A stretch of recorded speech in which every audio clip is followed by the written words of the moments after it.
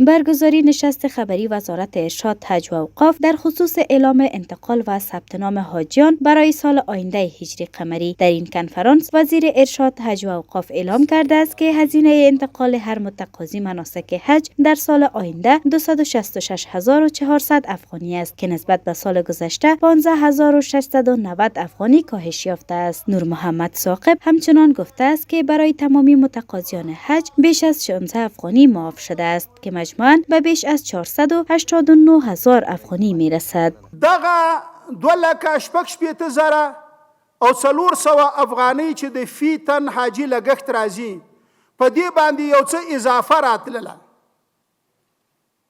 چې دقیق سنجش شوی ده. بیا وزارت کوشش وکړ او اسلامی امارت شفقت وکړ یو څه کسر اضافی پیسې بیا هم دی حاجیانو ته معاف شوي دي. آقای ثاقب همچنان در بخش از سخنانش افزوده است که در سال آینده قرار است 30,000 متقاضی به عربستان سعودی برای انجام مناسک حج انتقال داده شوند. او گفته که برای بیشتر شدن سهمیه حاجیان در عربستان سعودی همچنان وعده‌های از سوی آن کشور صورت گرفته است. د سعودي عربستان څخه د افغانستان لپاره د 10,000 حاجیانو د حج سهمیه اخیستل شوې ده او د لا زیاتې سهمیې اخیستلو په موخه د جدي هڅو په ترڅ کې د سعودي عربستان حکومت لخوا په راتلونکي کې د سهمیې د زیاتولو وعده راکړل شوې ده.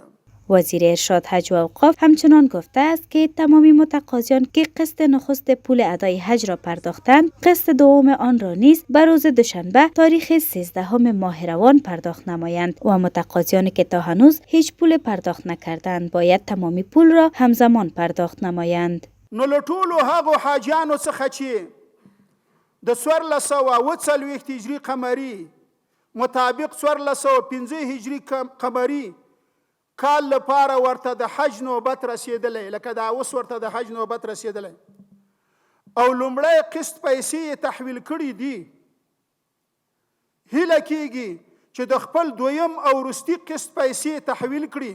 وزیر ارشاد، حج و اوقاف در این کنفرانس با اشاره به دستاوردهای این وزارت گفته است که 87,000 متقاضی که از سالهای گذشته باقی مانده بودند در 5 سال روی کار آمدن دوباره امارت اسلامی برای ادای مناسک حج انتقال داده شدند.